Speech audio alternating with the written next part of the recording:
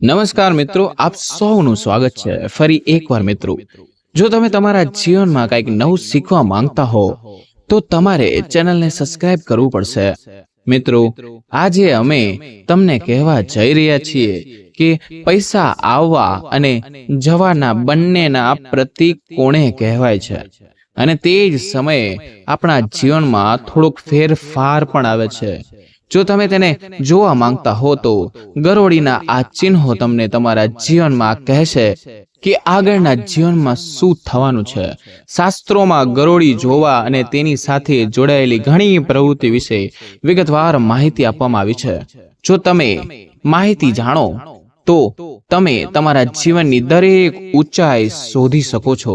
શાસ્ત્રોમાં જણાતા સુકોન મુજબ કોઈ ચોક્કસ સમયે ગરોળીને જોવી, તેને જમીન પર જોવી કે શરીર પર જોવી અથવા શરીર ઉપર પડવી, આ ભવિષ્યની ઘટનાઓ સૂચવે છે. આ ઉપરાંત શરીરના કોઈ ચોક્કસ ભાગ પર પડેલી ગરોળી ભવિષ્યમાં થતી સારી અને ખરાબ ઘટનાઓ દર્શાવે છે.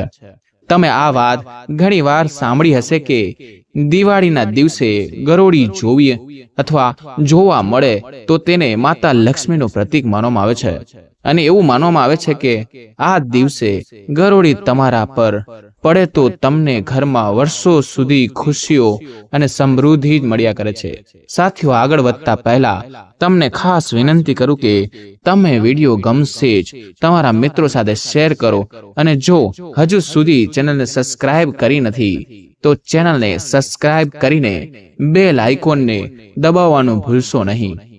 મિત્રો, જો તમને ગરોળી દેખાય તો એક સરળ યુક્તિ કરીને તમે તમારા જીવનમાં સંપત્તિનો માર્ગ ખોલી શકો છો. શાસ્ત્રોમાં ગરોળીને એક આદરણીય પ્રાણી માનવામાં આવે છે.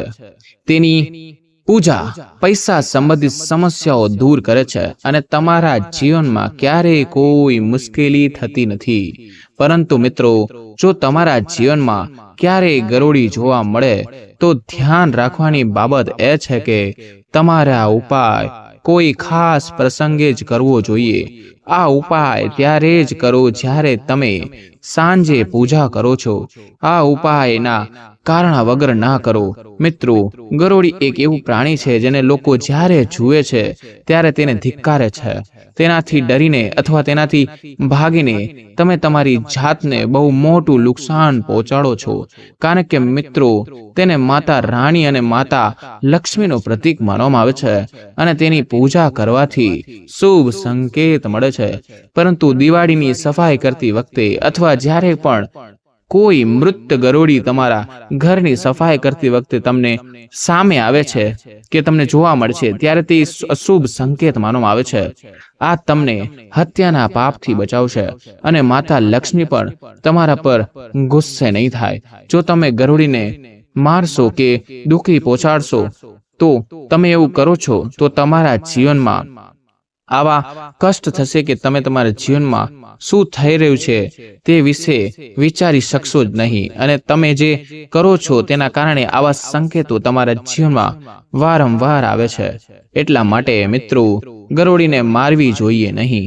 જો ગરોળીને ભૂલથી પણ મરી જાય તો તેને જમીનમાં દફનાવી એ સૌથી મોટો ફાયદો છે. તેનાથી માતા રાણી અને માતા લક્ષ્મીના ગુસ્સાથી બચી શકો છો. ગુસ્સો નહીં થાય તેવી જ રીતે હવે તમે તમારા જીવનની ઘટનાઓ આગવી કરી શકો છો. તેવા ચિહ્નો શું છે તે વિશે વાત કરીએ તો મિત્રો, જો તમે ભોજન કરી રહ્યા હોય અને ગરોળી દેખાય તો તે ખૂબ જ શુભ માનવામાં આવે છે. તે તમારા જીવનમાં અચાનક ઉછાળો સૂચવે છે. તે કોઈ સારા સમાચારની નિશાની હોઈ શકે છે, અથવા તે કોઈ સારા ફળની નિશાની હોઈ શકે છે. અને જો તમે ગરોળીની એકથી વધારે જોશો તો તેનો અર્થ એ છે કે તમે કોઈ જૂના મિત્રને મળવા જઈ રહ્યા છો અને તમને તમારા જીવનમાં એક સારો સંકેત મળવાનો છે. તમે જે વ્યક્તિને શોધી રહ્યા હતા અને જે વ્યક્તિ તમને મળવા માંગતા હતા તે તમારી સામે આવીને ઊભો રહી જશે જ્યારે તમને લાગે કે કેવી રીતે થયું। તેથી તમે તમારા જીવનમાં કોઈ નવી નિશાની જોશો। એવી પણ એક વાત છે કે જો તમે સપનામાં ગરોળીને મૃત જોશો તો તેનો અર્થ એ છે કે તમારા પર કોઈ મોટી વેદના થવાની છે અથવા તમને તમારા જીવનમાં કોઈ સમાચાર મળવાના છે જે તમને આગળથી ખબર નથી। તે આપણા સારા અને ખરાબ બંને સ્વભાવ સાથે સંબંધિત છે। એવું કહેવામાં આવે છે કે જો કોઈ ગરોળી અચાનક રસ્તામાં કોઈ માણસના હાથ પર અથવા માથા પર પડે તો તે નજીકના ભવિષ્યમાં સન્માન મેળવવાની નિશાની છે। એવું પણ કહેવામાં આવે છે કે જો ગરોળી ઘૂંટણમાં પડે તો તે ખૂબ જ શુભ માનવામાં આવે છે। જો તમે ખાતી વખતે ગરોળી જોશો તો સમજો કે તમારી સાથે કંઈક સારું થવાનું છે, પરંતુ જો ખાવાથી અચાનક તમારા પગમાં ગરોળી પડી જાય કે આવી જાય તો તમારા જીવનમાં કોઈ બીમારી આવી શકે છે। એવું માનવામાં આવે છે કે જો તમારા ઘરમાં ગરોળી છે અને તમે લોકો એકબીજા સાથે વાત કરી રહ્યા છો અને તે જ સમયે જો ગરોળી તમને કાંઈક અવાજ કરવામાં આવે કે અવાજ કરતું દેખાય તો એનો અર્થ એ છે કે તમે જે કહી રહ્યા છો તે 100% સાચું છે। હવે પણ કહેવાય છે કે જો કપાળ પર ગરોળી પડે તો તેનો અર્થ એ છે કે તમને ખૂબ જ ટૂંક સમયમાં પૈસા મળવાના છે। તે જ સમયે જો ગરોળી કોઈ જંતુના મોઢામાં કે ચાટી રાખતું હોય તો તમે જોયો છો કે આવી સ્થિતિમાં જો તમે જોવો છો તો સમજો કે નાણાંના આગમનની સાથે નાણાંની ખોટના સંકેત પણ તમને મળે છે। જો તમે આવા સંકેત જુઓ છો તો તમારે તરત જ આ સમજવું જોઈએ।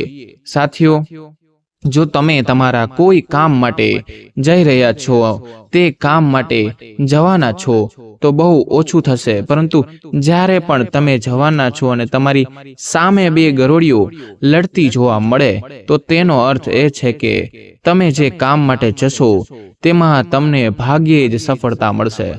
તેથી તમારે તેના માટે ખૂબ જ મહેનત કરવી પડશે। તમને તે કામમાં સફળતા મળશે કે નહીં તેના પર તમારે ક્યારેય આધાર રાખવો જોઈએ નહીં। જ્યારે ગરોળી તમારા શરીર પર પડે છે ત્યારે તમે ઘણી વસ્તુઓ પણ શોધી શકો છો। જો કોઈના કપાળ પર ગરોળી પડે તો પૈસા મળે છે। જો તમે જમણા કાન પર પડે છે એટલે કે જમણા કાન ઉપર પડે છે તો હવે તમને ભૂષણ મળશે। જ્યારે ડાબા કાન પર પડવાની છે ત્યારે તમારું જીવન લાંબુ રહેશે। પરંતુ જો ગરોળી તમારા વાળમાં અટકાઈ જાય તો ખાસ કરીને જો તમારી પાસે જો વધારે પડતી કોઈ સ્ત્રીઓ જેના લાંબા વાળ છે તો તેના પણ કોઈ ખરાબ સમાચારની નિશાની હોઈ શકે છે અથવા ખરાબ સમાચાર આવવાની નિશાની છે। તેથી મિત્રો, અહીં સાવચેતી રાખવી જોઈએ। જો તમને લાગે છે કે તમને વારંવાર તમારા સપનામાં ગરોળી લડતા જુઓ છો અને આવા સપના વારંવાર આવે છે તો તેનો અર્થ એ છે કે કોઈ પ્રકારના વિવાદમાં તમે તમારા પોતાના કોઈ વ્યક્તિને જોશો। તમને પૂર્વધારણા મળી રહી છે। સાથીઓ, તમારે તેનાથી સાવચેત રહેવું જોઈએ અને તમારે તમારા જીવનમાં તે મુજબ વર્તવું જોઈએ જેથી તમને તમારા કામમાં નિષ્ફળતાનો સામનો ના કરવો પડે, તમને ફક્ત તમારા કામમાં સફળતા મળે। મિત્રો, આજના માટે આટલું જ। નીચે કમેન્ટ બોક્સમાં જય માં લક્ષ્મી લખવાનું ભૂલશો નહીં। હવે મળશી નવા વિડીયો નવા ટોપિક સાથે। ત્યાં સુધી બધાને મારા રાધે રાધે।